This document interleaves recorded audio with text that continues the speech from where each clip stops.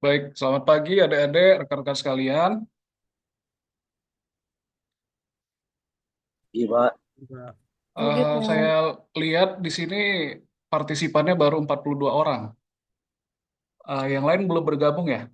Coba saya mau tanya untuk masing-masing ketua kelas A, siapa ya untuk ketua kelasnya ya? Kelas A, Irfan Farzan, Pak. maaf siapa Mbak?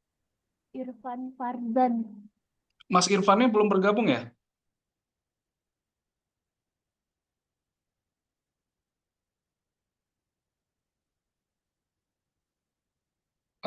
Mbak Dinda, saya minta tolong di absen untuk teman-temannya siapa saja yang tidak hadir ya untuk dari kelas A. Dari kelas B, ketua kelasnya siapa? Kelas B?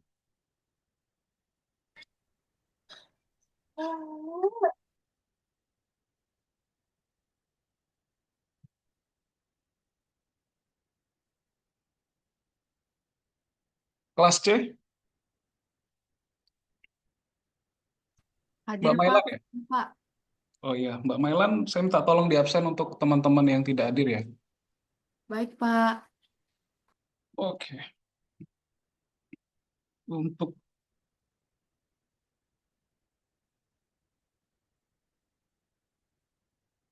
kelas B itu Mas Yuda ya, Mas Yuda belum hadir, Mas Yuda.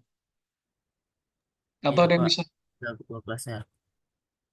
Pak Riko ya, Mas Riko ya.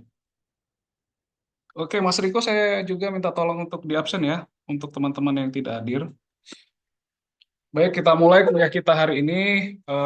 Kuliah kita terkait dengan pengolahan peta foto hari ini ya.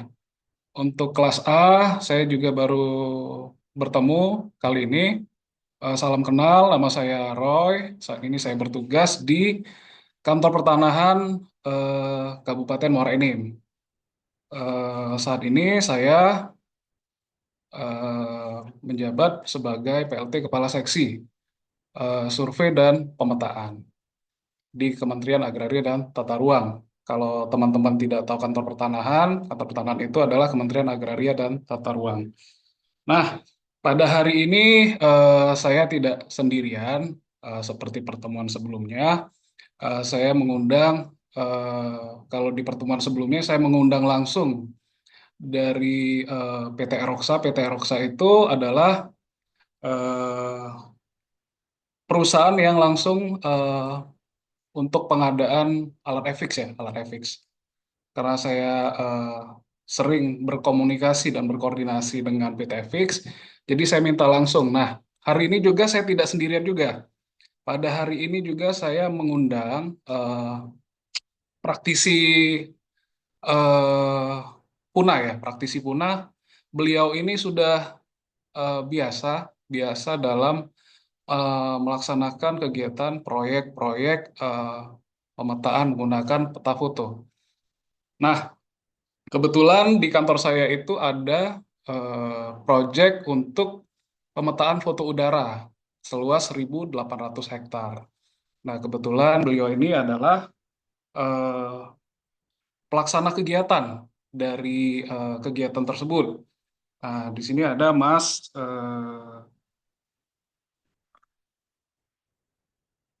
Heru Sukoco, Mas Heru Sukoco dari CV Musindo Primatek.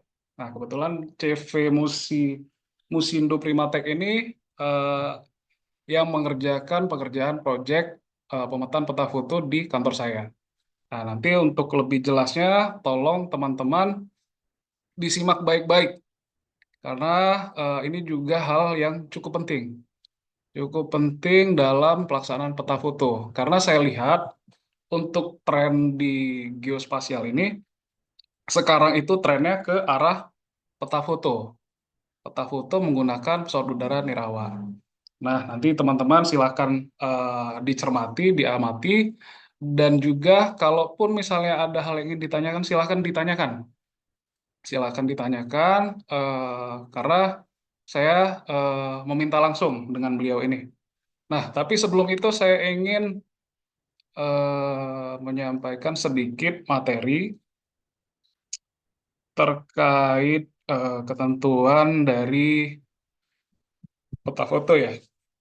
Mungkin sudah disampaikan oleh dosen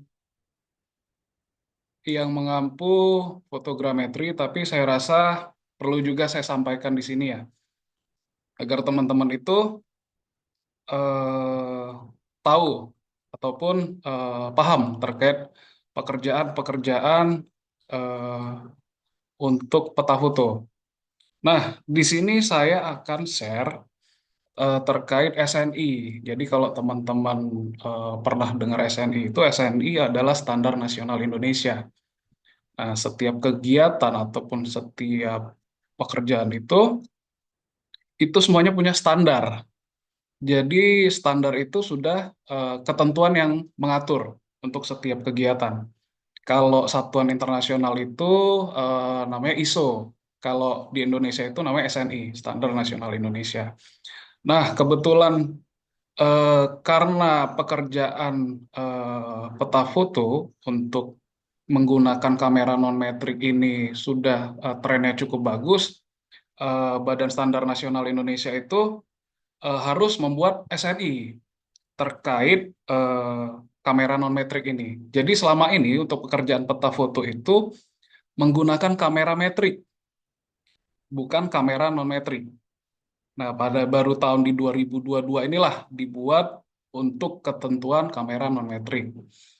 Kenapa perlu dibuat? Karena kamera non-metrik ini mengandung kesalahan, bukan yang kamera yang digunakan untuk keperluan pengukuran. Makanya perlu dibuat acuan standar seperti itu ya. Nah, kalau kita bedah sedikit dari SNI ini, di sini mengacu hal terkait direct georeferencing dan indirect georeferencing. Nah, sebelum masuk ke situ, peralatan wahana udara nirawak yang diperlukan itu adalah seperti ini. Ada kamera non-metrik, ada GNSS receiver, ada IMU, ada perangkat lunak pembuat jalur terbang, dan wahana udara nirawak. Nah, perbedaan direct georeferencing dan indirect georeferencing itu terdapat pada dua perangkat ini, pada nomor 2 dan nomor 3. Kalau nomor 2 itu untuk penentuan posisi XY, sedangkan IMU itu untuk menentukan orientasi dari sumbu X, Y, dan Z. Jadi direct itu langsung dihitung semua, nilai eh, orientasi X, Y, Z, dan nilai posisi X, Y, dan Z-nya. Seperti itu. Nah, kalau indirect itu, kita perlu melaksanakan perhitungan dulu melalui areal triangulation, ATP ya. Nah, ini direct georeferencing dan ini indirect georeferencing. Jadi kalau direct georeferencing itu sebenarnya kita tidak perlu lagi eh, melakukan pengukuran GCP. Itu tidak perlu lagi karena langsung dihitung menggunakan GNSS onboard itu dan IMU itu. Nah, kalau kita menggunakan indirect georeferencing itu wajib kita melaksanakan pengukuran GCP.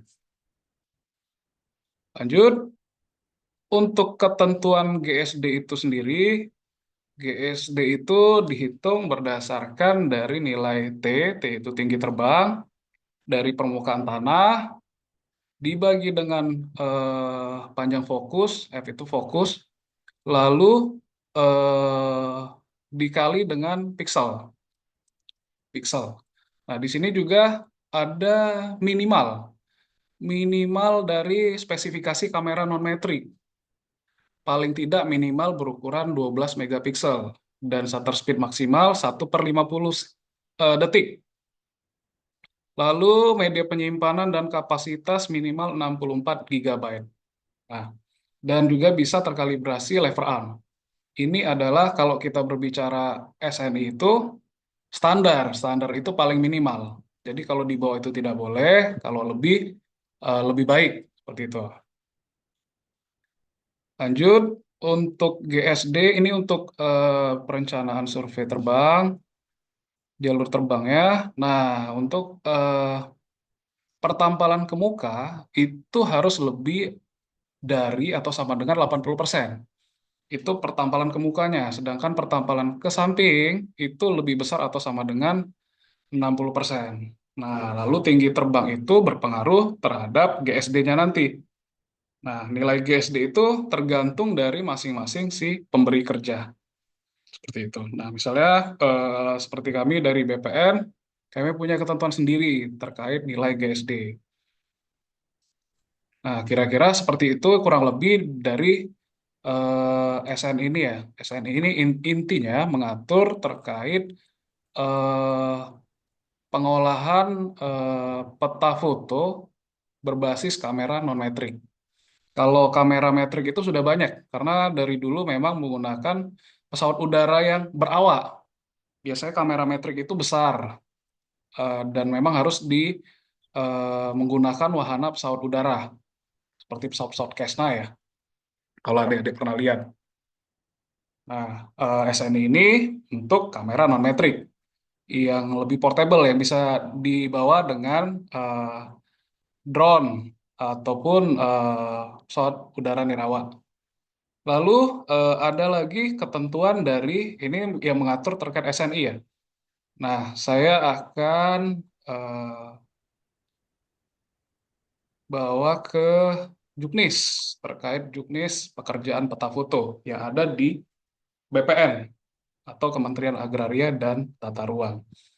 Nah, kalau di sini di Juknis ini itu tidak diatur adik-adik terkait side lab maupun overlapnya tadi.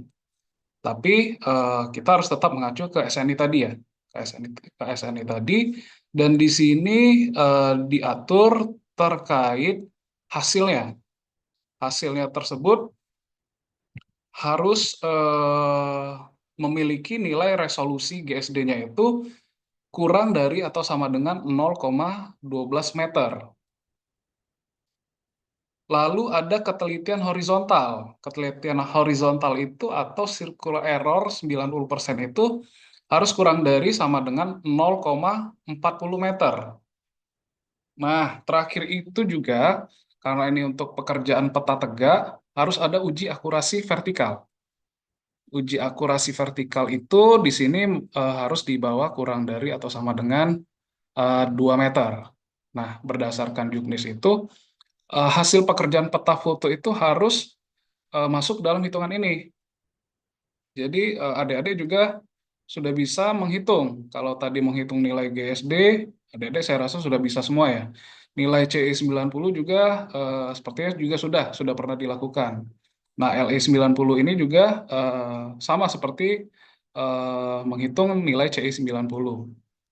Lalu di pelaporan itu yang harus dilaporkan pada pelaporan kualitas itu adalah resolusi, kualitas visual foto udara, hasil uji akurasi horizontal dan hasil uji akurasi vertikal. Nah, inilah beberapa ketentuan terkait pekerjaan peta foto. Nanti selanjutnya Mas Mas Heru akan menjelaskan bagaimana tahapan-tahapan dalam pengolahan peta foto ini ya.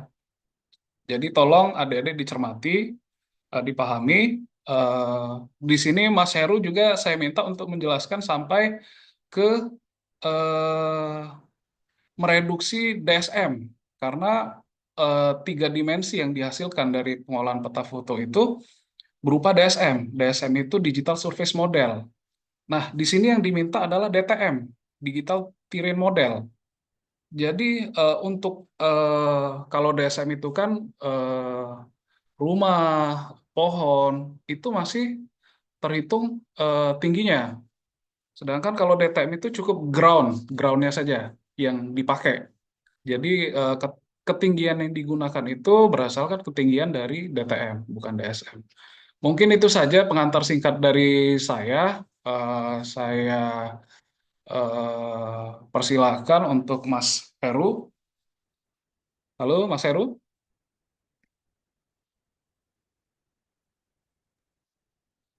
Ya, halo Pak Roy. Ya, silakan Mas Heru. Waktu dan tempat saya persilakan. Oke, siap. Terima kasih Pak Roy atas waktunya. Perkenalkan, nama saya Heru. Saya dari rekanan dari kantor BPN yang berlokasi kami di Palembang.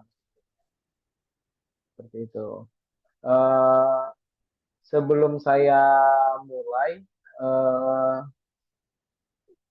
materi selanjutnya, saya ingin menanyakan dulu sebelum ini Pak Roy.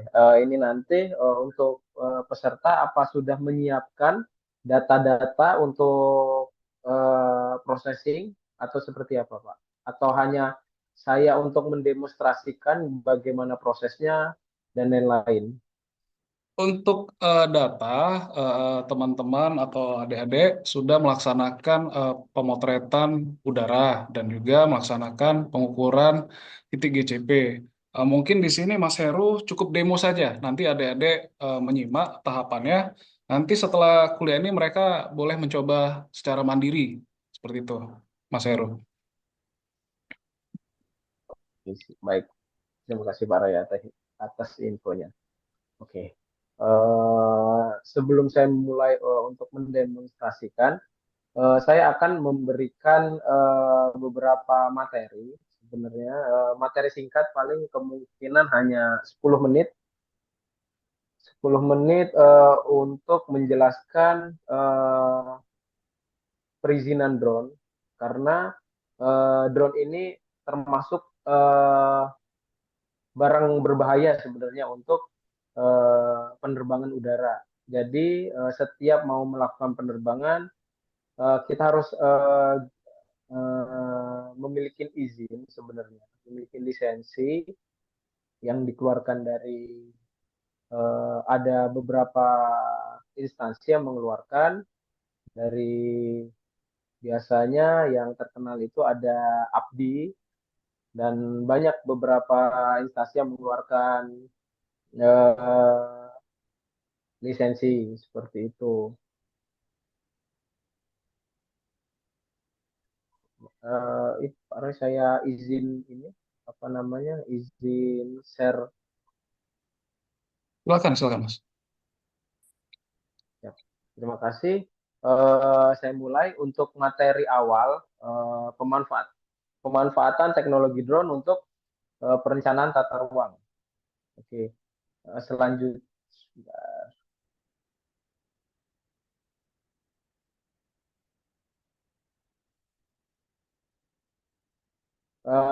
ini eh, kegiatan yang pernah kami lakukan Mas, untuk sedari materinya belum belum muncul.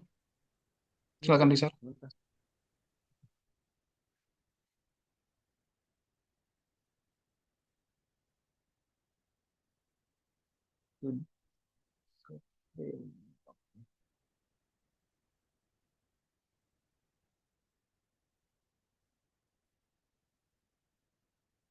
Oke, apa sudah muncul, Pak Roy? Sudah, Mas. Oke, sudah.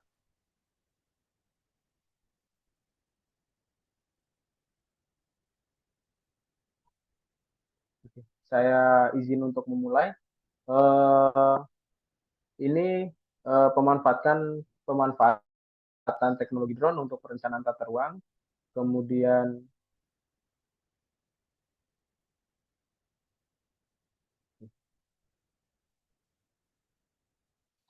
untuk pemanfaatan tata drone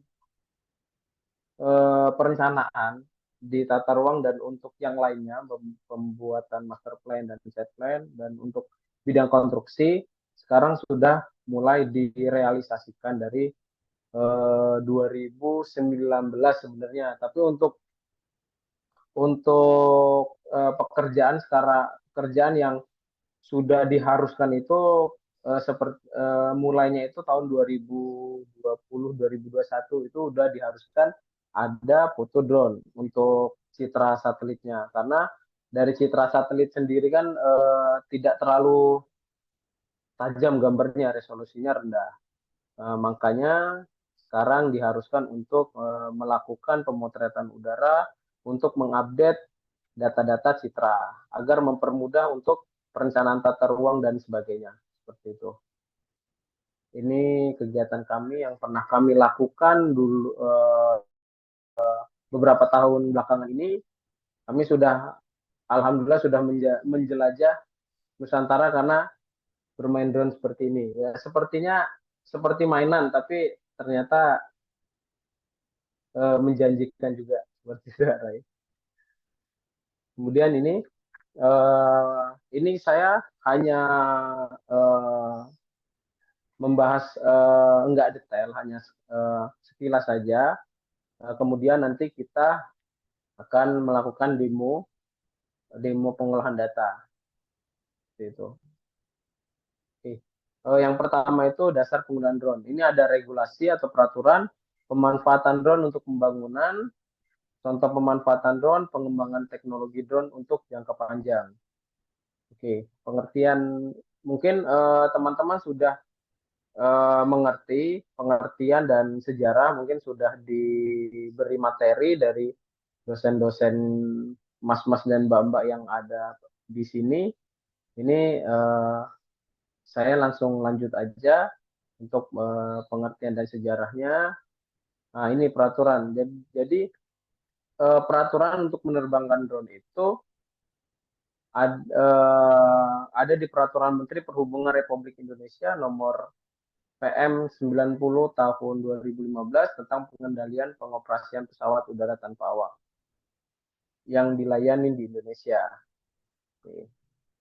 Ini diperbolehkan untuk mengudara itu untuk awalnya itu hanya sampai 150 meter. Untuk peraturan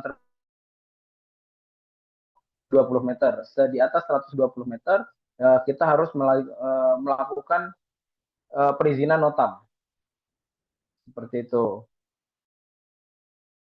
Nah, di atas 120 meter sudah berbahaya, apalagi untuk daerah-daerah KKUP. Kemudian yang diperbolehkan mengudara itu maksimal 500 meter dari batas terluar dengan melakukan izin NOTAM terlebih dahulu. Karena drone ini ada beberapa drone yang memiliki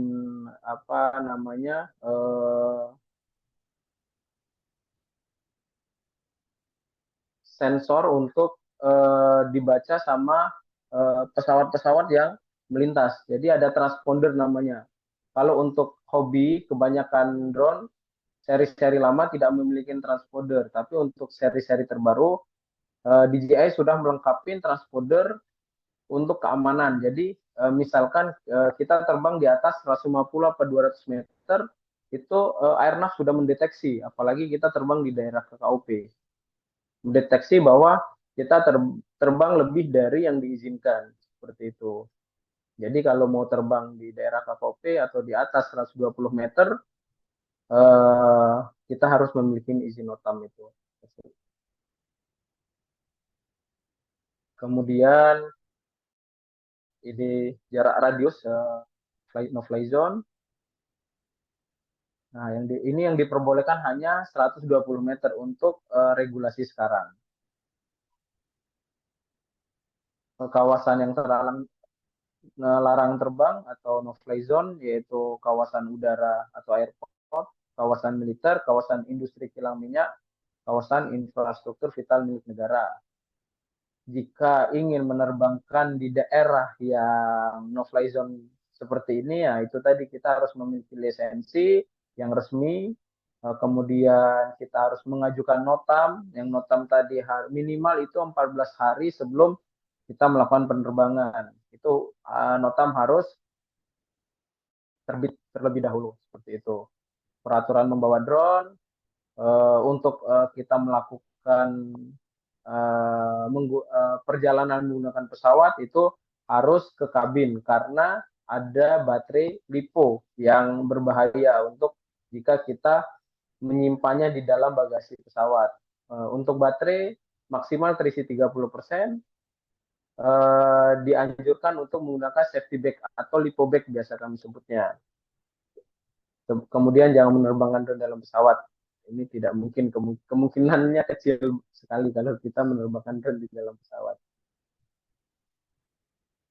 Kemudian ini pemanfaatan drone di berbagai bidang, bidang komunikasi, kebencanaan, pertanian dan kehutanan, bidang konstruksi dan pertambangan, dan bidang administrasi. Seperti itu. Saya akan melanjutkan. Ini di bidang komunikasi, ada contoh-contoh hasil untuk pekerjaan pemanfaatan drone. Bidang kehutanan, ini untuk melakukan tree counting, perhitungan jenis pohon. Kalau kita jenis pohon manual, perhitungan manual lebih lama. Nah, kalau otomatis seperti ini, mungkin 1000 hektar kita hanya menggunakan waktu beberapa menit untuk menghitung jumlah pohon dalam luasan area 1000 hektar. Kemudian bidang konstruksi bisa mengkalkulasi volumetrik karena dia memiliki jenis file 3 dimensi. Jadi kita bisa menghitung berapa jumlah volumenya. Kemudian bidang administrasi seperti Kantor Pertahanan Nasional, rencana tata ruang sekarang sudah menggunakan dan sudah mengharuskan adanya citra dari drone tersebut. Kemudian untuk bidang pertanian sekarang sudah mulai terrealisasikan menggunakan DJI kebanyakan. Kemudian ke bidang kebencanaan karena hasil dari drone itu memiliki nilai XYZ yang dimana data tersebut bisa untuk melihat kontur ketinggian, kemiringan ketinggian, dan bisa merencanakan untuk simulasi kebencanaan untuk luapan banjir. Seberapa tinggi banjir di suatu daerah dengan menggunakan data dari drone. Data dari drone yang digunakan adalah DTM-nya, DTM dan DSM-nya yang sudah di ortometrikan. Seperti itu. Ini pemanfaatan drone di bidang tata ruang seperti ini, bisa untuk monitoring, penginderaan jarak jauh, dan perencanaan kawasan. Selanjutnya, pemanfaatan drone di bidang proyek bisa untuk cut and fill, kalkulasi cross section untuk membuat potongan long section dan cross section, kemudian pengawasan monitoring proyek untuk investigasi. Oke, ini saya ingin sekilas saja untuk metode drone ini, tree counting-nya. Oke, teknis operasional drone. Mungkin teman-teman di sini sudah mengerti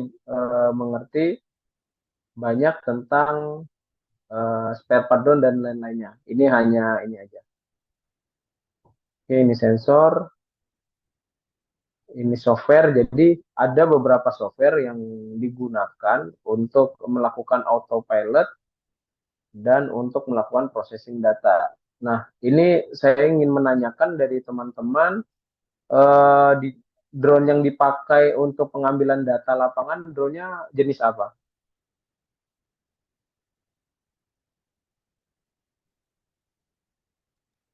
Kalau nggak salah Baik, Pak. Phantom RTK ya. Iya, Pak. Pakai Phantom RTK. Oke, untuk metode pengambilannya kemarin, PPK apa RTK? RTK, Pak. Salam Pakai RTK. Oke, ya. Kalau begitu. Jadi sudah terproses, sudah ini ya, terakurasikan ya, atau belum?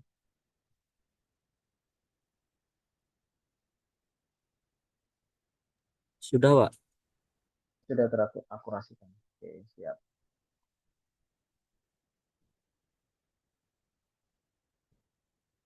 Oke, saya lanjutkan. Untuk kontrol manual bisa DJI Go, bisa Litchi. Kalau Phantom masih ada yang menggunakan Litchi, bisa DJI Pilot. Kalau Phantom RTK kan sudah DJI Go atau DJI Pilot kalau untuk yang jenis RTK-nya. Untuk flag misi juga bisa pakai Pick4D, bisa DJI, bisa drone deploy, dan DJI Pilot, dan masih banyak lagi sebenarnya. Tapi yang untuk versi DJI yang kebanyakan dipakai itu Pick4D, Drone Deploy, dan DJI Pilot.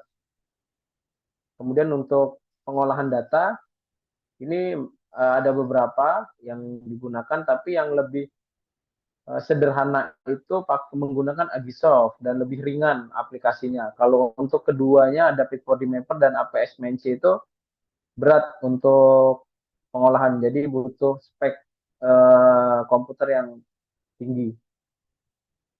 Kemudian layanan pengolahan fotogrametri online ada Data Mapper dan Drone Deploy. Tapi ini layanan pengolahan data online ini jarang sekali dipakai.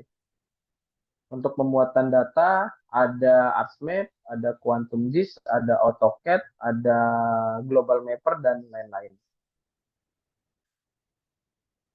Oke, ini aplikasi yang untuk menerbangkan manual, mungkin teman-teman sudah familiar aplikasi seperti ini. Ini untuk autopilotnya, Pick4D dan lain-lain. Ini untuk maintenance. Mungkin ini hanya basic saja materi-materi selanjutnya. Oke, mungkin karena ini waktunya berapa lama Pak Roy ya? Pak Roy? Eh, kita sampai jam setengah 10 nggak Pak Mas?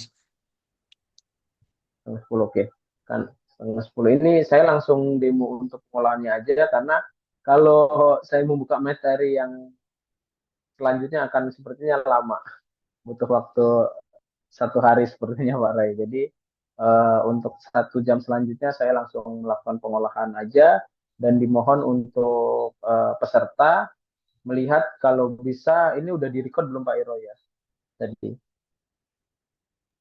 Sudah Mas, sudah. Ya, sudah. Mungkin teman-teman nanti boleh mencatat tahapan-tahapannya, kemudian nanti untuk uji akurasinya juga file dan aplikasinya nanti saya kirim Pak Roy. Mungkin teman-teman juga nanti bisa untuk meminta aplikasinya ke Pak Roy. Mungkin eh, saya saya akan melanjutkan langsung untuk demo proses datanya.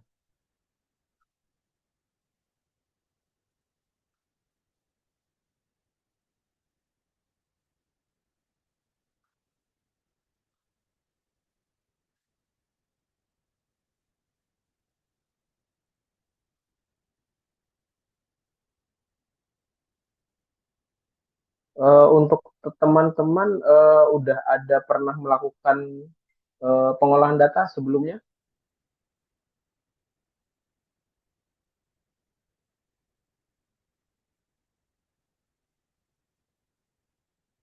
Halo?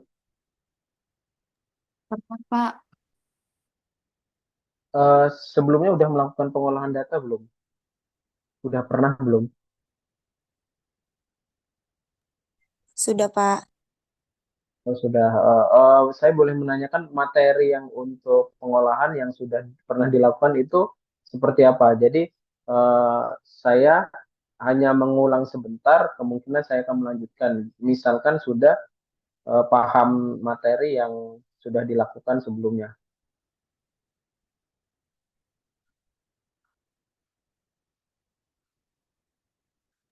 Izin Pak menjawab, terakhir kami di semester 3 Pak itu ada melakukan pengolahan untuk foto udara, yaitu outputnya ortofoto, DTM, serta DSM Pak. Seperti itu. DSM-nya menggunakan aplikasi pihak ketiga atau menggunakan Agisoft? Agisoft Pak.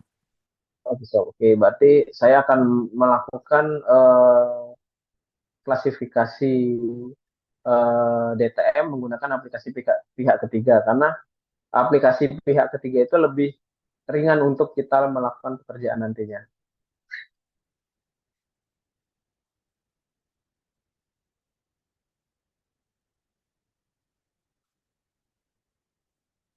Oke, mungkin teman-teman kalau ini teman-teman sekalian praktek atau hanya ini aja namanya melihat processing data, atau ada yang sambil mengikuti sambil praktek mengerjakan? Mungkin nggak apa-apa Mas, silahkan di demo dulu aja. Teman-teman mungkin ada yang ngikutin, ada yang mencatat gitu Mas.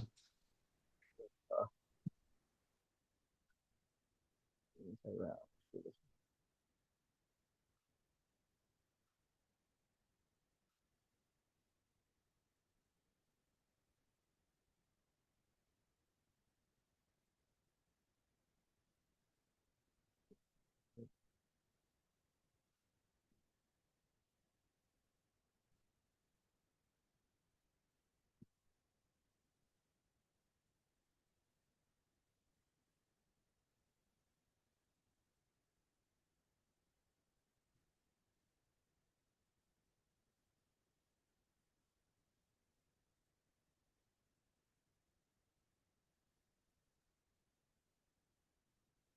Oke, saya mulai untuk ininya ya, processing di Agisoft. Mungkin teman-teman sudah familiar untuk menu-menunya. Kita add foto atau kita add folder, kita masukkan foto yang akan kita proses di sini. Kemudian menunya akan masuk ke alignment. Eh, ini ada beberapa generic preference dan ada reset current alignment. Eh, kita jika kita menggunakan GCP dan bukan menggunakan data RTK, kita hanya menggunakan drone standarnya DJI tanpa RTK, dan kemudian kita harus menggunakan GCP untuk mengakurasikan foto. Jika menggunakan drone RTK, kita bisa menggunakan RTK dan kita bisa menggunakan metode PPK yang kita processing di MLIT biasanya, yang aplikasi. Dan aplikasi untuk processing itu ada MLIT, ada CHC navigasi. Untuk familiarnya dan lebih sederhananya menggunakan MLIT, aplikasi MLIT. Jika kita menggunakan GCP, kita hanya mengklik preference preselection aja.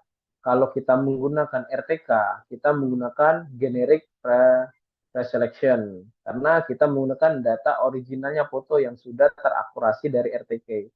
Jika data RTK tersebut itu rendah, kita wajib menggunakan GCP dan mengklik preference preselection saja untuk mempersingkat waktu. Seperti itu.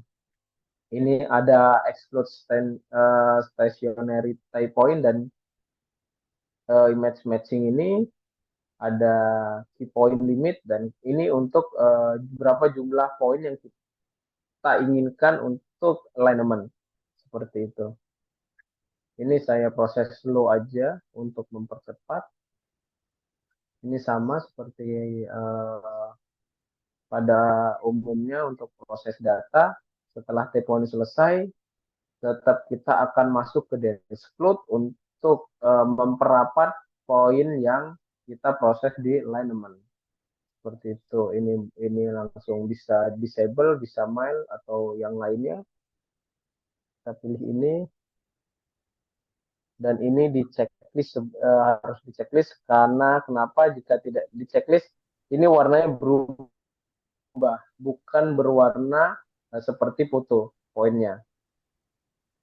Kita oke.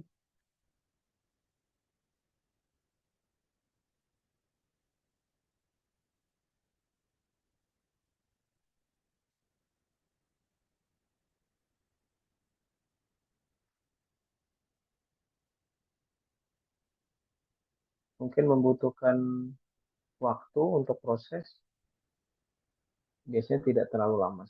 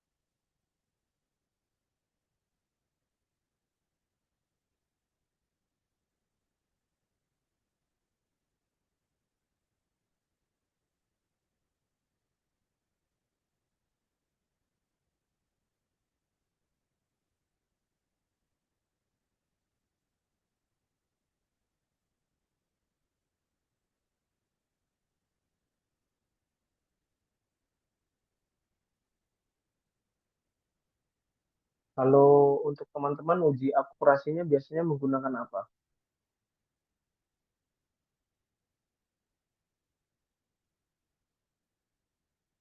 Sarai? Gimana, Mas Heru? Biasanya untuk uji akurasinya menggunakan apa, Pak? Apa belum pernah uji akurasi, melakukan uji akurasi? Mereka menggunakan alat FX, Mas. Untuk pengambilan datanya. Iya, Seperti itu. mereka melaksanakan pengukuran statik kalau nggak salah kemarin. Bisa.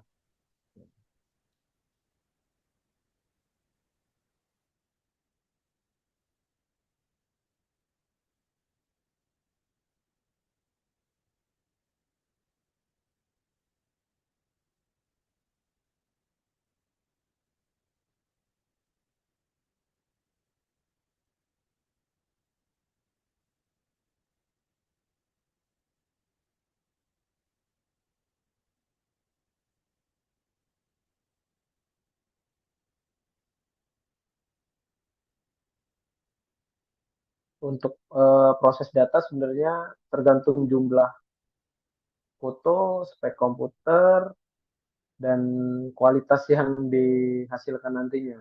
Lebih bagus sebenarnya high, lebih bagus. Tapi misalkan spek komputernya tidak mumpuni, kita menggunakan high, itu nanti hasilnya miring sebenarnya. Jadi untuk proses data tidak harus high karena kita harus melihat spek komputer yang kita miliki untuk data processing. Karena pengalaman kami, permintaan itu high, ternyata spek komputer kami tidak mumpuni, itu proses datanya itu berhasil.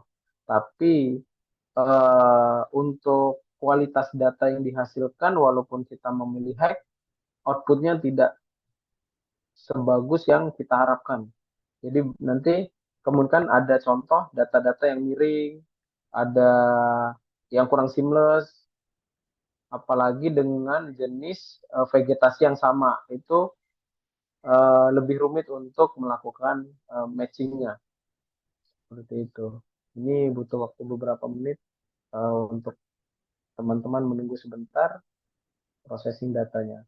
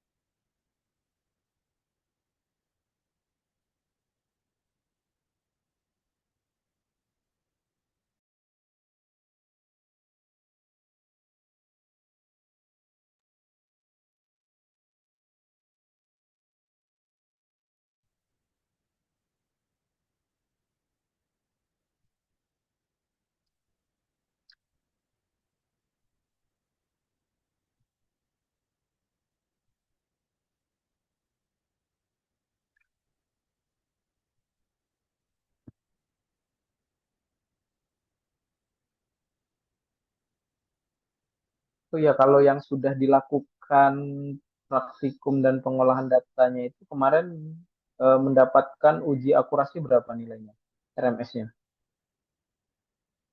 untuk teman-teman yang sudah melakukan kegiatan foto udara kemarin.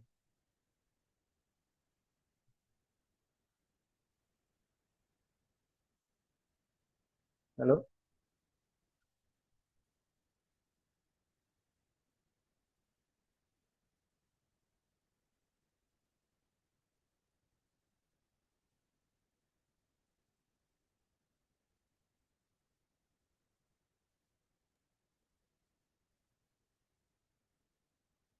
Kalau untuk pelaksanaannya mereka mengikuti standar dari yang BPN itu, Mas Heru. Oh gitu, oke siap Mas Iya. Heri.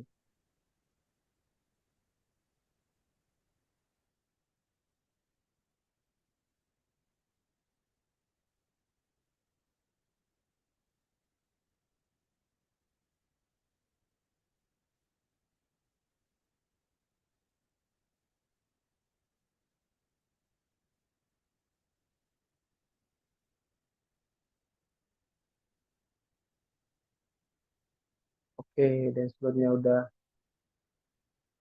selesai.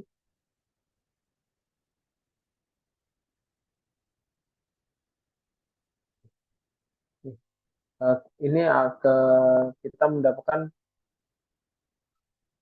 poin-poin yang eh, lebih rapat daripada typo yang pertama.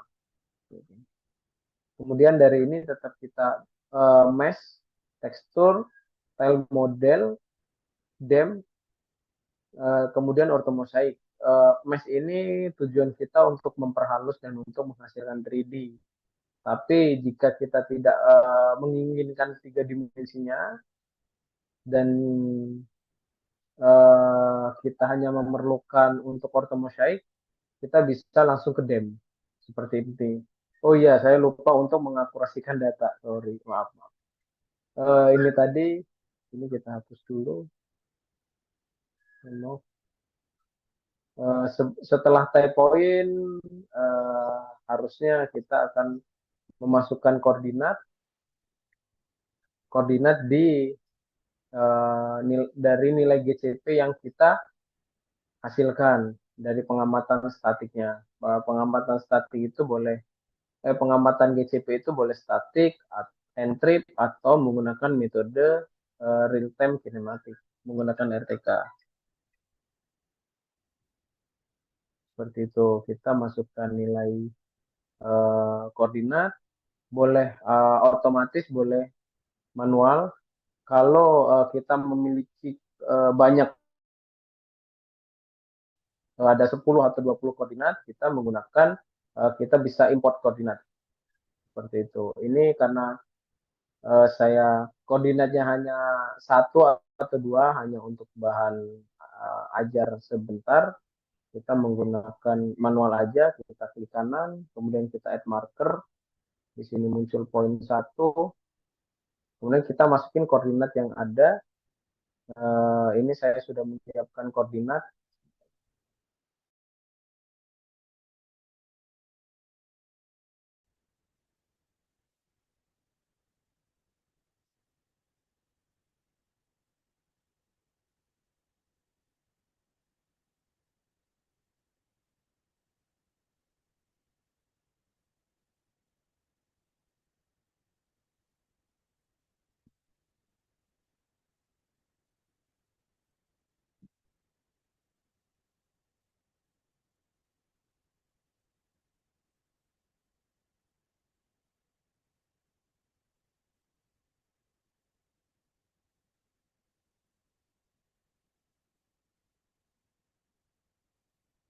Ini saya sudah menyiapkan koordinat, kita tulis GCP 1. Ini jika kita menggunakan GCP, kalau kita menggunakan PPK itu sebenarnya beda lagi. Untuk memproses data foto. Kalau kita menggunakan metode PPK, kita tinggal processing di MLitrage, MLit Studio, kemudian kita langsung processing di Agisoft, itu nilainya sudah akurasi. Tapi kalau kita tidak menggunakan PPK atau RTK, kita harus menggunakan GCP. Dengan catatan waktu kita menggunakan drone RTK itu remote harus nyambung. Kalau remote itu sinyalnya rendah, kemungkinan besar juga hasil yang akurasi yang dihasilkan dari foto juga bisa berkurang.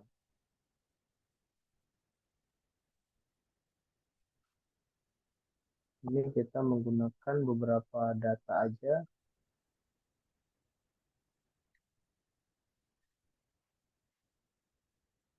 Kita menggunakan dua data saja.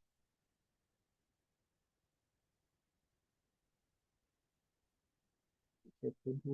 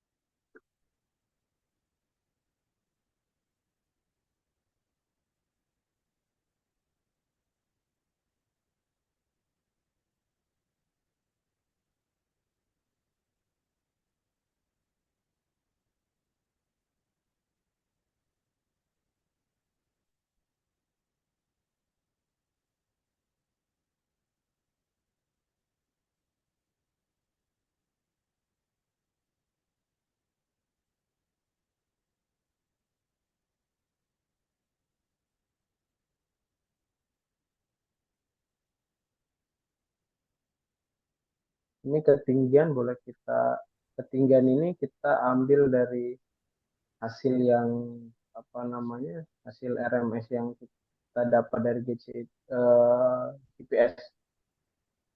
Ini saya tidak masukin ketinggian karena data ketinggian saya rendah, jadi kita anggap ketinggian ini sudah akurasi seperti itu. Nanti kita cek di CI 90 dan ILRI 90.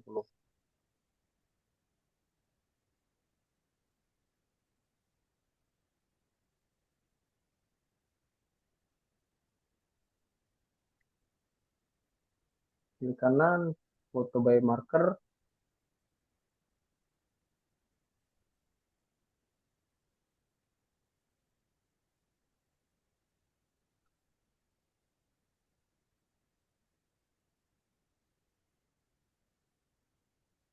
Maaf, ini research saya yang sepertinya.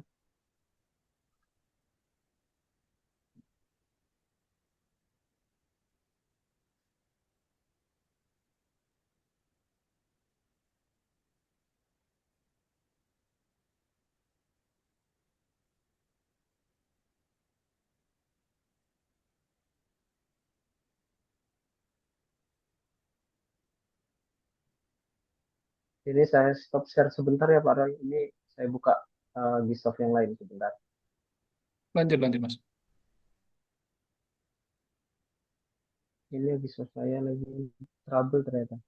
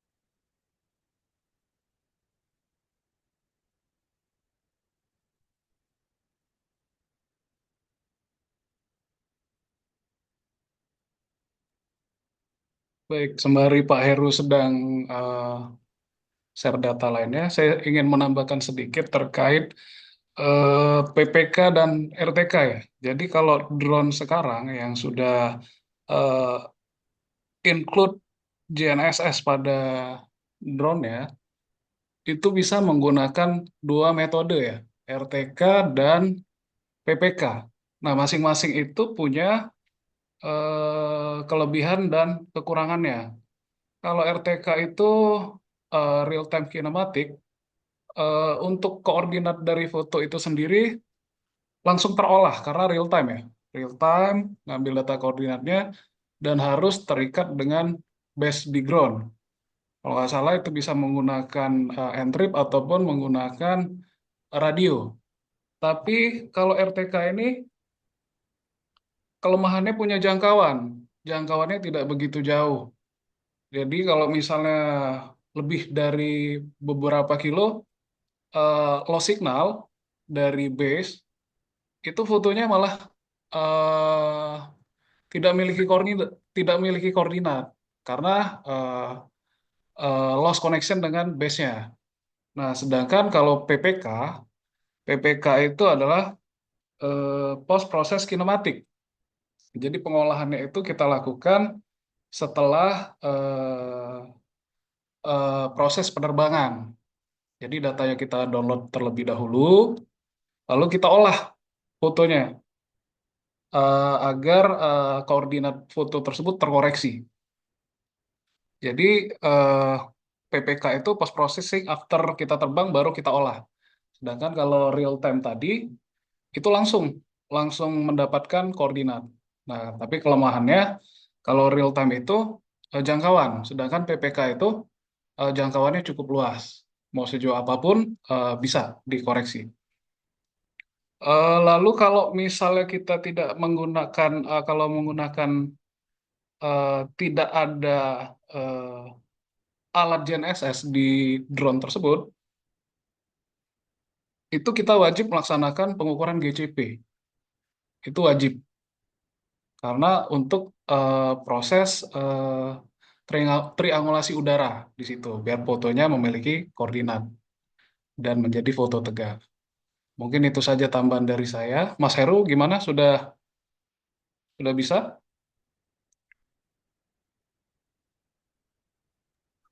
Sebentar lagi Pak Roy, ini saya cek ulang sebentar lagi itu bisa.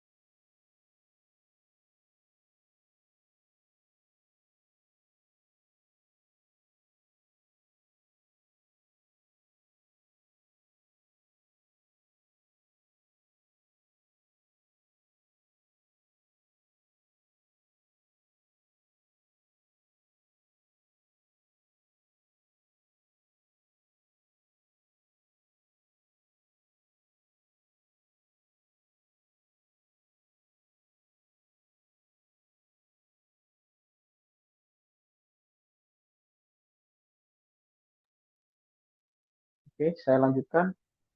Ini sudah muncul GCP-nya.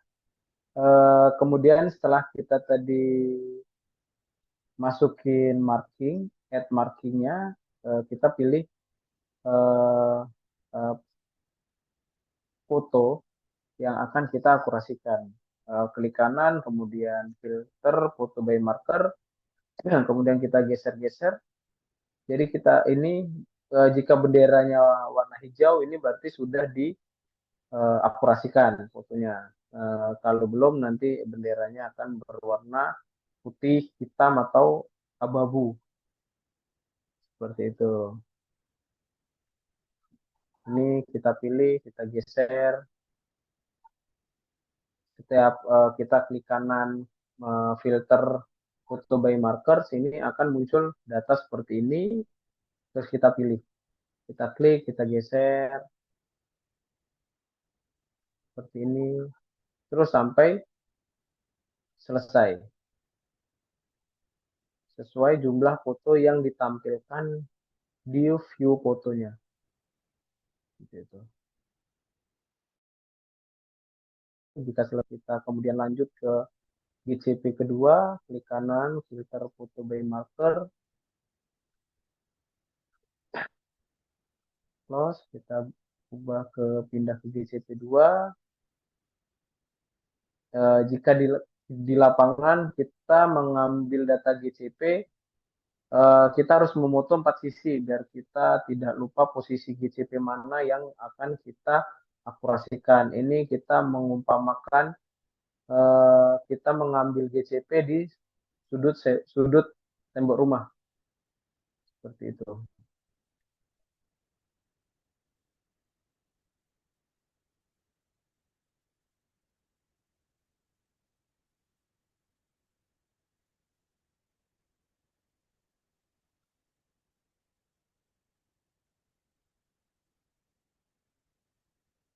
Kita umpamakan ini. Jadi GCP itu tidak harus menggunakan terpal atau menggunakan tanda-tanda yang non permanen. Kita juga bisa menggunakan bangunan permanen untuk pertama mengantisipasi jika tidak ada tempat untuk kita meletakkan di mana GCP yang pas. Sudah kita pakai bangunan permanen aja yang kemungkinan hilangnya bangunan itu sangat lama. Kalau kita menggunakan GCP terus kita taruh taruh terpal di pinggir jalan, itu kemungkinan besar kan akan hilang jika tidak ada yang melihat seperti itu. Jadi eh, metodenya boleh menggunakan terpal atau menggunakan bangunan permanen yang ada.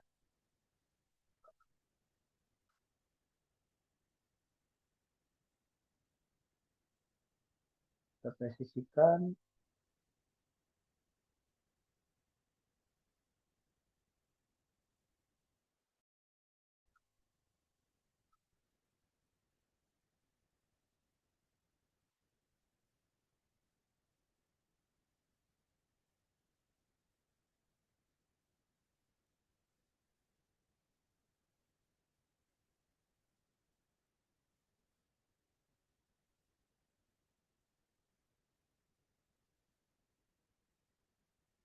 Oke, selesai.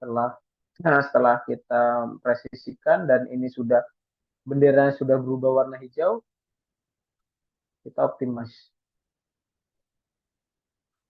Kita optimize kamera, terus kita oke kan?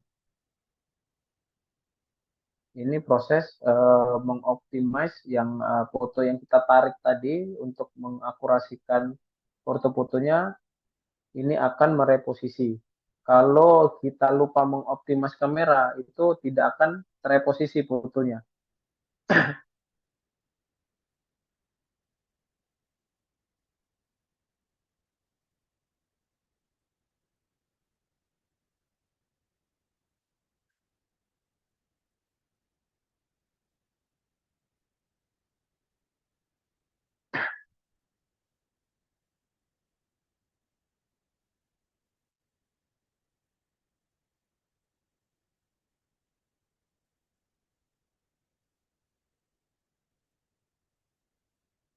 Nah, ini sebenarnya ada kesalahan di elevasi. Kenapa dia menjadi seperti ini? Ini jika elevasi tersebut salah, dia akan merotet sendiri. Elevasi yang kita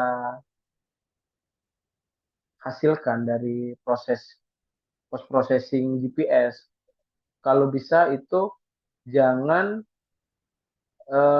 errornya jangan terlalu tinggi ya, karena ada nilai RMS yang dihasilkan. Kalau untuk perencanaan itu biasanya 5 cm. Jika RMS-nya nilainya 5 cm, kemungkinan besar untuk errornya itu kecil. Ini contoh elevasi yang error seperti ini. Harusnya datanya seperti ini, tapi karena elevasinya minus 40, dia akan error seperti ini. Kita rubah dulu elevasinya.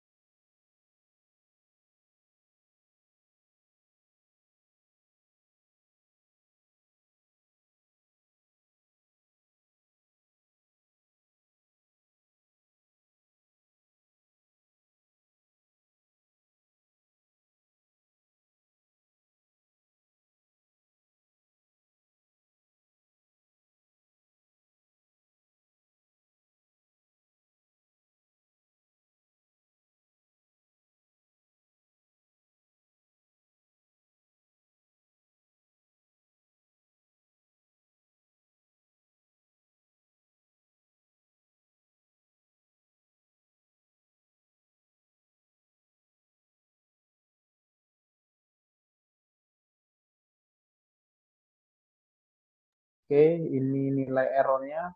Ini saya mengambil elevasi hanya menggunakan Google Earth, bukan data dari GPS geodetik. Ini saya hanya menguji coba untuk materi saja.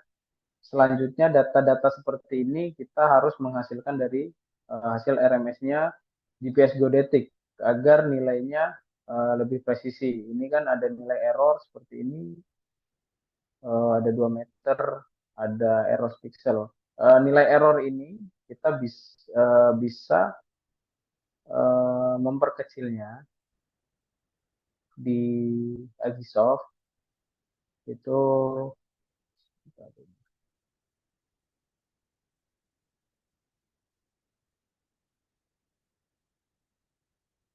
menggunakan tools, kemudian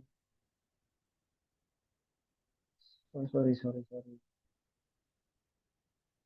Kita nilai error itu kita bisa menggunakan menu gradual selection. Terus kita pilih beberapa menu di sini, ada projection error, rekonstruksi, image count, dan proyeksi akurasi. kebanyakan yang saya gunakan itu misalkan nilai errornya tinggi itu kita pilih projection error, dia akan membuang poin-poin yang error seperti ini. Seperti itu. Dia akan membuang poin-poin yang error. Kita oke, terus kita klik kanan. Sebentar, kita ulangi. Dua select projection error. Nah, ini nilai error yang dihasilkan dari foto udaranya.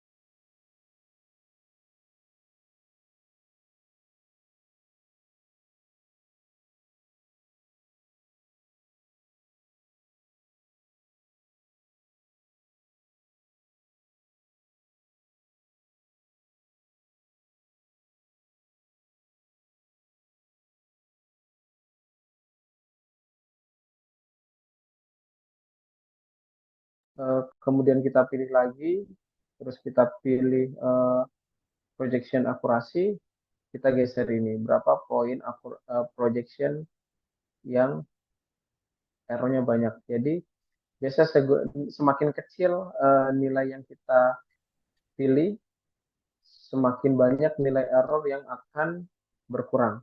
Seperti ini. Cukup 230, terus kita kemudian kita pilih lagi. Oke. Kita optimize lagi.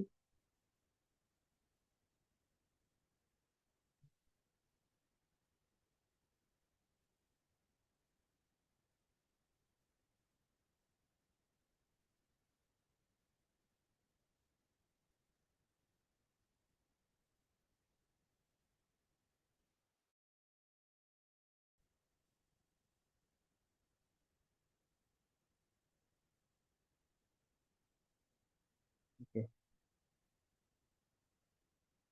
Oke, ini masih ada nilai errornya. Oke, sudah selesai. Errornya tadi sudah kita klasifikasi, kita hapus errornya, kemudian baru selanjutnya menu-menunya seperti biasa. Kita densload, kita pilih low aja biar percepat. Oke.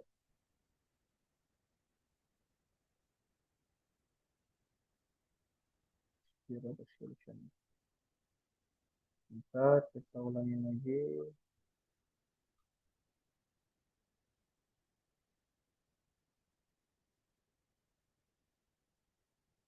Iya.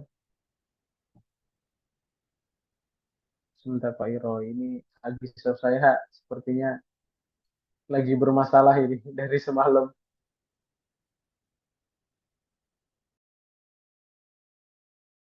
Saya izin stop share dulu. Coba saya perbaikin agisa saya sebentar Pak Roy.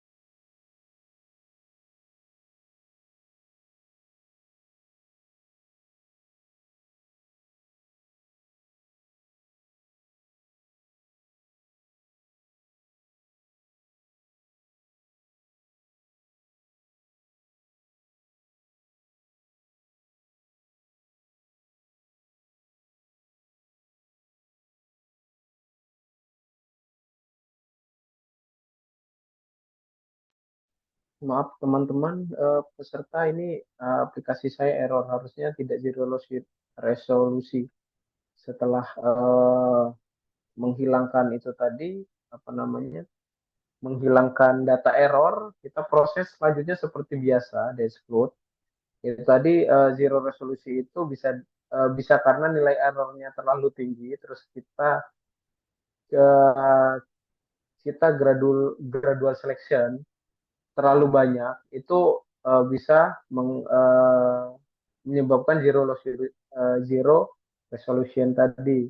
Jadi untuk pengambilan data lapangan nanti harus overlap dan save lab-nya harus dijaga. Kemudian alignment itu prosesnya kalau bisa memang high, eh, jangan low. Kalau low tadi nilai errornya terlalu banyak, kita gradual selection, jadi dia jadi zero resolution, tidak bisa diproses. Mungkin untuk proses data Gisoft teman-teman sudah familiar ya, sudah bisa menghasilkan DTM dan DSM menggunakan Agisoft dengan menu-menu yang lain seperti dashboardnya kita klasifikasi ground, nanti akan menghasilkan DSM seperti itu. Mungkin langsung saya lanjut aja karena Agisoft saya bermasalah. Melanjutkannya ini saya akan memberi materi untuk menggunakan pihak ketiga eh, aplikasinya, menggunakan PCI Geomatica. Mungkin teman-teman sudah pernah mendengar aplikasi PCI Geomatica belum ya? Belum, Pak. Belum, oke. Siap. Saya langsung ke PCI Geomatica aja untuk eh, mengklasifikasi data DSM ke DTM. Ini lebih ringan daripada GISOF. Kita close dulu.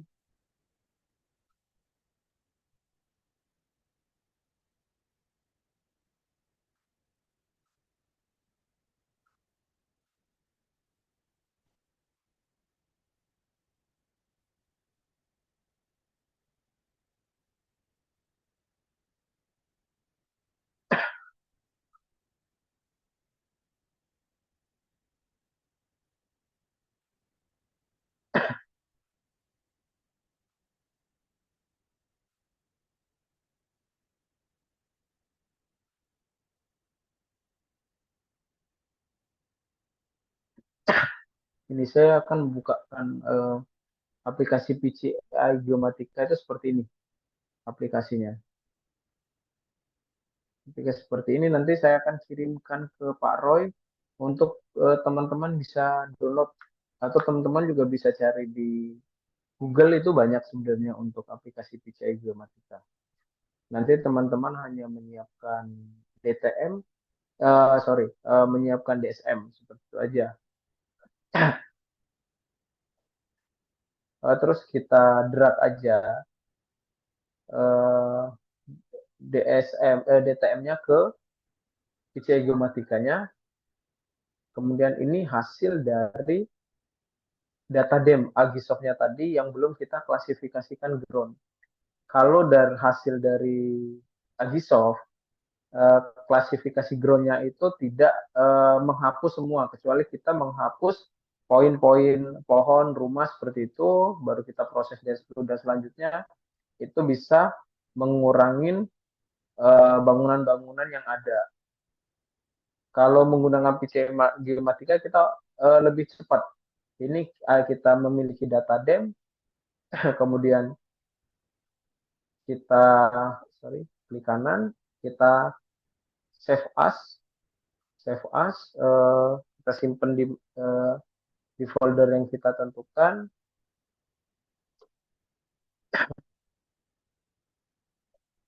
Kita save dengan format yang disediakan seperti ini. Kemudian nanti setelah di save, kita klik player, kita klik DEM editing. Nah ini seperti ini nanti hasil DEM. Ini kan masih ada pohon-pohon, ini bentuk pohon, rumah dan lain-lain seperti ini. Ini yang saya ambil studi kasusnya yaitu di banyak vegetasi seperti itu. Setelah ini kita klik eh, create polygon. Setelah klik polygon, kita new polygon. Oke, kita pilih. Kita bisa langsung membuat polygon seperti ini. Klik kiri terus setelah kita pilih, kita bisa double klik. Setelah double klik, nah kita pilih ini. Kita akan mau filter apa? Atau kita langsung mau ground, kita bikin flat semua, kita ratakan, atau kita remove bump. Remove bump itu kita mengklasifikasi yang kemungkinan eh, kecil-kecil, misalkan ini sudah flat. Kita asumsikan ini sudah flat. Eh, Ternyata di sini ada rumah sedikit atau ada vegetasi sedikit, kita boleh memilih remove bump. Kalau untuk flat, kita akan meratakan semua vegetasi yang kita pilih. Coba kita pilih flat, kemudian kita apply. Nah, dia akan proses seperti ini. Nah, dia langsung sudah selesai.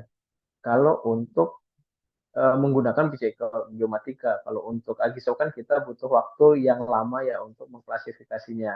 Kita harus proses lagi. Kalau untuk PC Geomatika udah sesederhana ini dan cepat.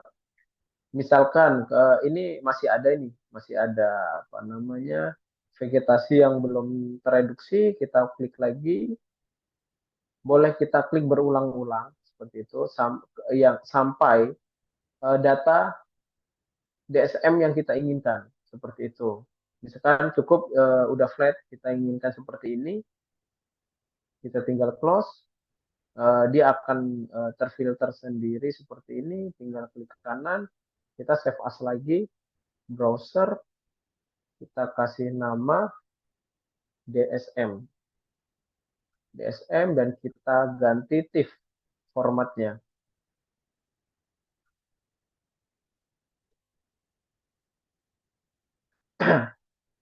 Oke, kita save.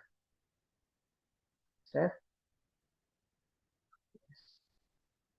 Oke, sudah selesai. Buat ini hasilnya sudah jadi DSM, bukan lagi DTM.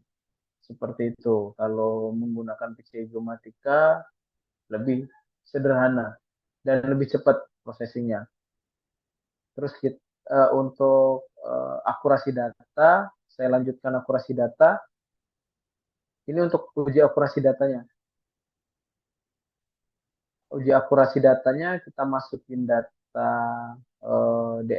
DSM atau kita masukkan data TIFF. Saya buka data TIFF-nya dulu.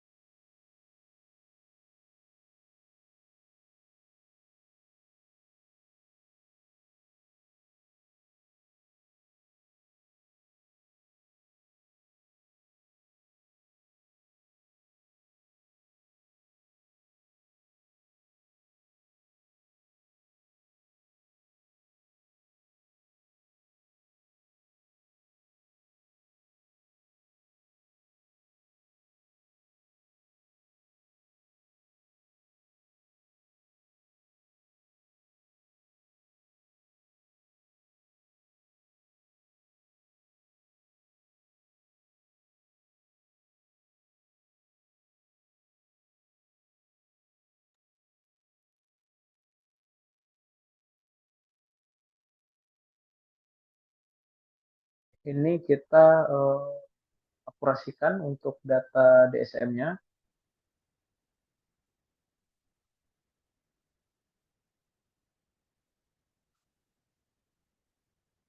Kita masukin data DSM tadi, kita drag aja ke dalam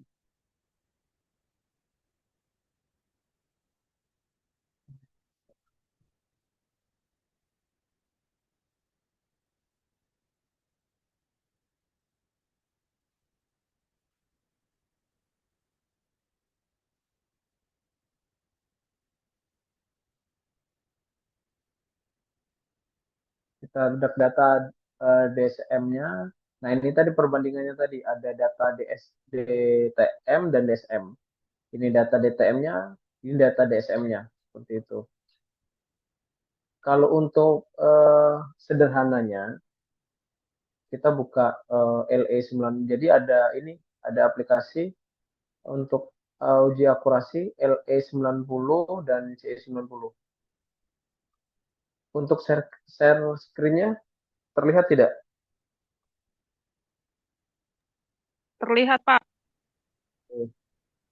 Siapa? Ini untuk data uji akurasi ketinggian ya. Namanya LE90. Yang Akurasinya muncul nah, ini yang global mapper aja nih Mas, Mas Heru. bentar.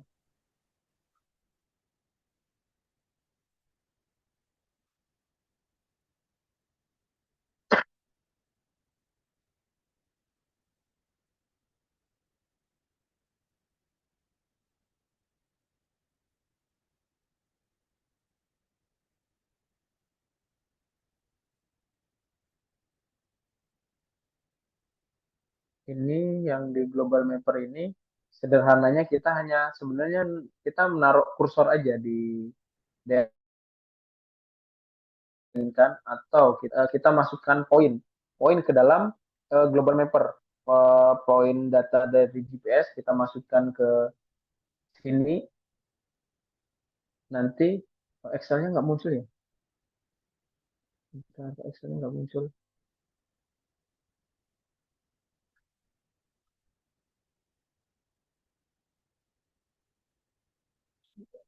Saya munculkan Excel dan global mapper-nya.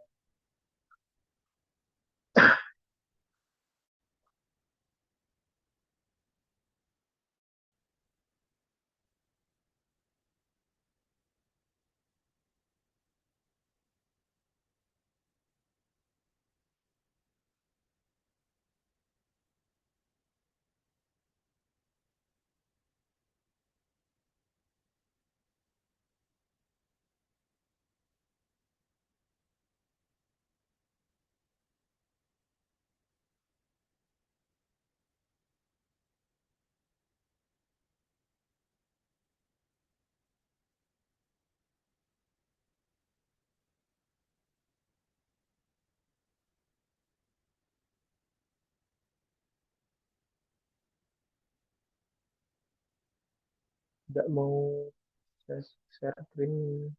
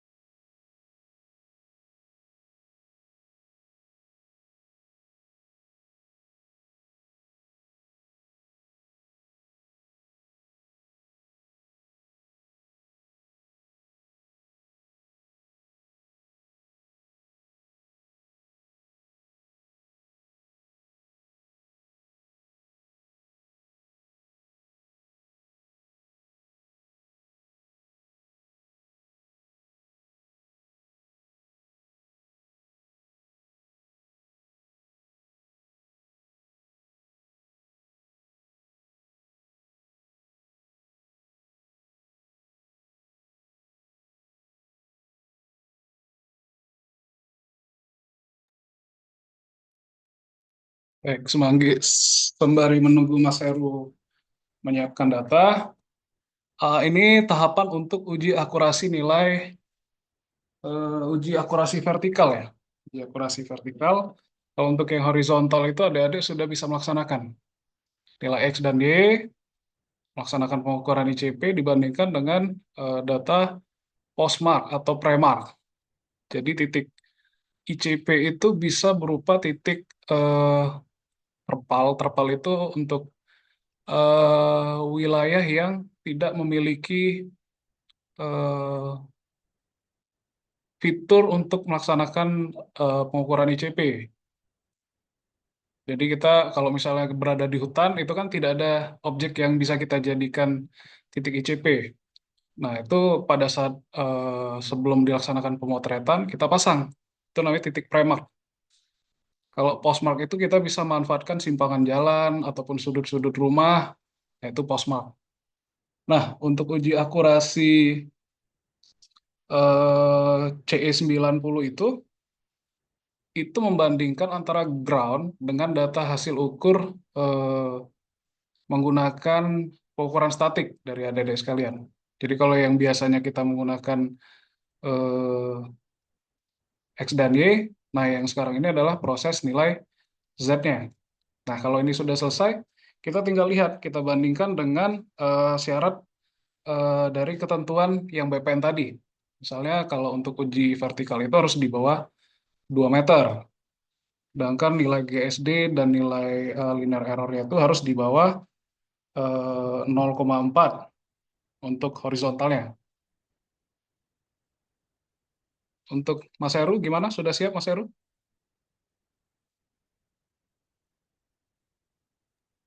Oke, Pak Roy, ini untuk uji akurasinya eh, kalian bisa memasukkan poin ke Global Mapper hasil dari apa namanya hasil dari GCP, hasil dari apa namanya nilai RMS-nya GPS. Misalkan di sini kita masukin nih nilai koordinat yang kita hasilkan dari pengamatan, eh, terdapat di sini titik. Jadi bebas, familiarnya aja bisa menggunakan Global Mapper atau ArcGIS.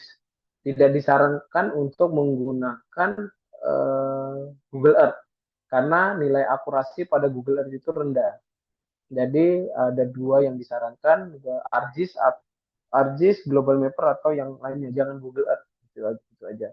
Ini kita tinggal taruh aja kursor di sini. Di sini nih nanti ada nilai koordinat. Kita harus mengetahui nilai koordinat. Kita bisa tampilkan metadata, klik kanan bisa kita tampilkan metadata atau kita tinggal melihat di bagian sini aja. Lebih sederhananya kita tinggal melihat bagian sini aja, kita taruh ini ada nilai koordinat, kemudian kita catat nilai koordinat yang tampil di Global Mapper. Seperti itu. Ini ada nilainya 97,33, untuk latitude-nya ada 3,3.07. Nah, ini kita catat dan ketinggiannya ada di minus 29 meter seperti itu. Untuk eh, poin selanjutnya juga seperti itu, kita cukup arahkan kursor kita ke arah sini, terus kita catat koordinatnya berapa, nanti kita bandingkan di aplikasi LE90-nya.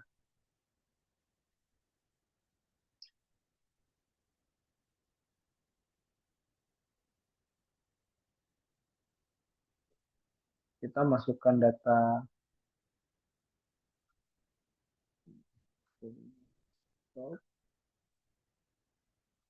ini ini data untuk Excel untuk CE90 dan LE90 seperti itu. Jadi untuk uji akurasi teman-teman belum pernah menggunakan aplikasi ini ya, Pak Roy? Belum pernah Mas. Oke. Terus ini kita masukin untuk LE90 dulu. Kita masukin koordinatnya dulu. Bentar.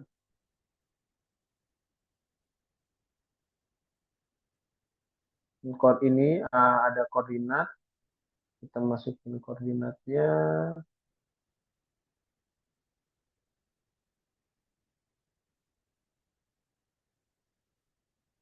Masukin koordinat GCP 1. Itu aja 97.33, 38,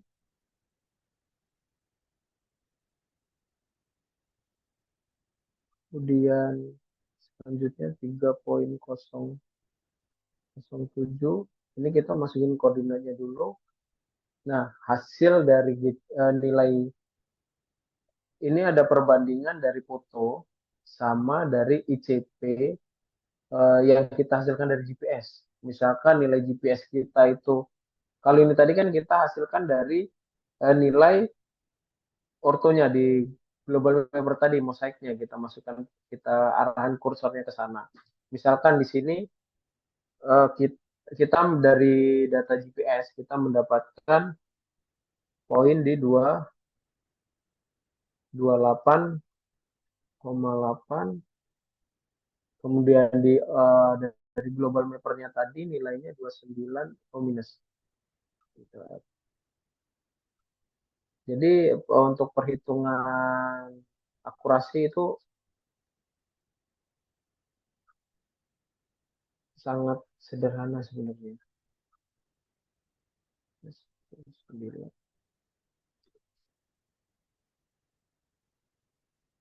Oke, kemudian poin kedua, koordinat kedua itu 97.343, X-nya 3.007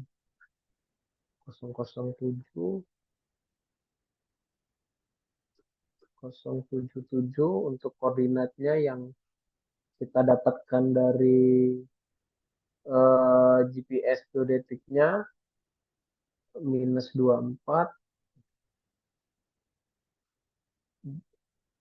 Oh, salah. Ini minus 24 dari hasil DSM kita, hasil processing. Untuk yang dari GCP-nya kita mendapatkan nilai minus 24,5. Kita asumsikan seperti itu. Ini. Jadi untuk nilai elevasi vertikalnya itu kita mendapatkan nilai 0,98 meter. Yang toleransi akurasi untuk kegiatan kantor pertanahan itu, tata ruang itu maksimal 2 meter. Lebih kurang atau sama dengan 2 meter. Seperti itu. Ini untuk nilai uji akurasi ketinggian. Kalau untuk spek di konstruksi dan pekerjaan lainnya, mereka punya spek sendiri. Yang kita harus kejar itu nilainya di bawah dari spek yang mereka minta. Seperti itu. Ini kalau hitungannya untuk badan pertanahan, kegiatan foto udara di DPN, itu kita masuk karena nilainya di bawah 2 meter. Ini untuk perhitungan LE 90-nya. Kemudian untuk CE 90-nya juga seperti itu. Kita tadi sudah mendapatkan koordinat ini, kita copy koordinatnya. Ini tadi kita menghitung vertikal atau LE 90, kemudian kita menghitung CI 90. CI 90-nya kita masukin koordinat ICP yang dihasilkan dari GPS geodetik, kemudian perbandingan dari koordinat ortomoseknya. Misalkan ini koordinat ICP, nanti kita masukkan koordinat ortomoseknya. Ortomosek tadi yang kita hasilkan dari proses pengolahan data.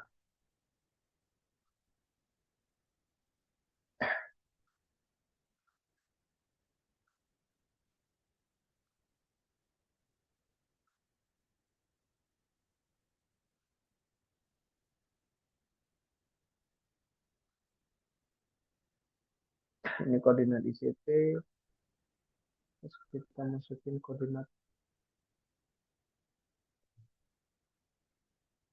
Oh ini tadi, sorry, ini tadi koordinatnya ortomosaik. Ini koordinat ortomosaik. Saya carikan koordinat untuk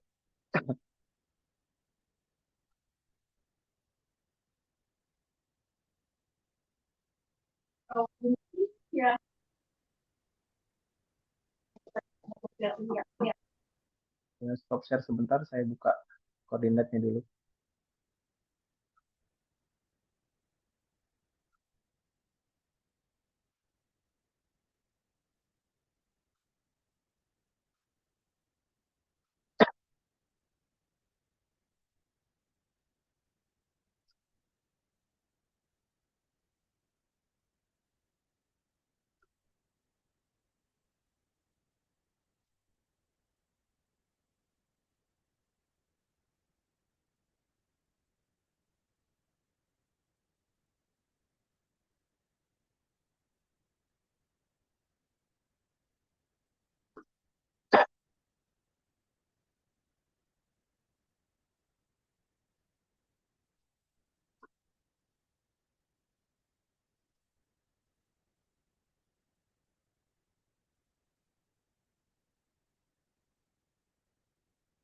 Oke, ini untuk menghitung CE90 koordinat horizontalnya, kita memperbandingkan nilai koordinat ICP yang kita dapat dari pengamatan statik, kemudian kita input ICP, kita input koordinat dari ortomosaiknya, hasil pengolahan kita, kemudian untuk ini juga XY dua-duanya, XY-nya kita masukin juga, dan dari ortomosaiknya kita juga masukkan ke aplikasi Excel-nya C90. Setelah kita mendapatkan nilai koordinat, nanti dari perhitungan nilai RMSE dari C90 yang dihasilkan ini, nilai akurasinya yang diminta untuk pekerjaan dari pertanahan itu maksimal kurang atau sama dengan 0,4, kemudian kita proses data memasukkan nilai ICP, kita mendapatkan nilai 0,02. Jadi akurasi kita 2 mili seperti itu. Ini hanya contoh. Bisa jadi kalau untuk data lapangan kemungkinan besar juga bisa mendapatkan nilai senti atau mili, tapi rata-rata nilai mili itu sangat kecil kita dapatkan. Seperti itu. Jadi perhitungan CE90 itu perbandingan nilai horizontal dari ICP dan ortomosaik. Untuk LE90 perbandingan nilai horizontal atau ketinggian dari koordinat pengamatan dan elevasi pengamatan dan elevasi dari data DSM ortomosaiknya. Seperti itu.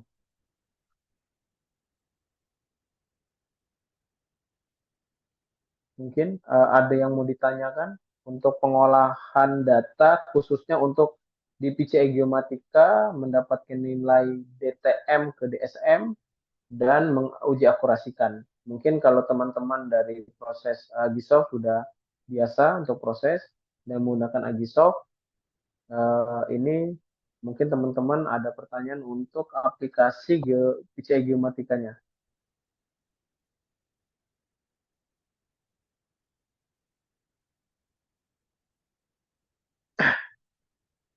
Mana? Ada pertanyaan untuk aplikasi uji akurasinya atau untuk klasifikasi groundnya DTM to DSM.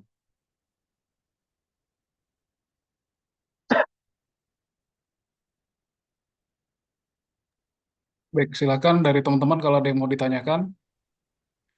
Ini saya maklum, Mas Heru, karena kalau aslinya proses pengolahan render data itu nggak sebentar, lumayan cukup lama, apalagi untuk wilayah yang cukup luas ya. Nah, tadi Iya di betul. contohnya kita menggunakan data yang low untuk pengolahan data yang low ya. Dan ya mungkin banyak data yang kurang pas seperti itu. Iya, Dan nah itu gunakan Google Earth ya, Mas Yan, koordinatnya. koordinatnya saya menggunakan data Google Earth hanya untuk pembanding data aja. Seperti Sebagai itu, Kak. dan pada intinya uji akurasi ini adalah membandingkan antara data yang dianggap benar dengan data hasil olahan.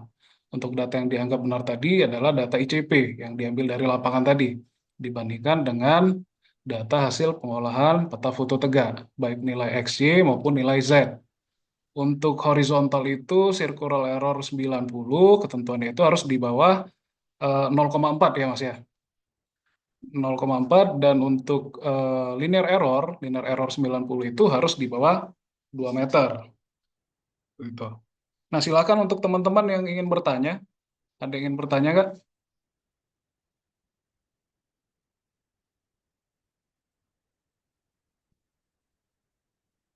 Silakan kalau ada yang ingin bertanya.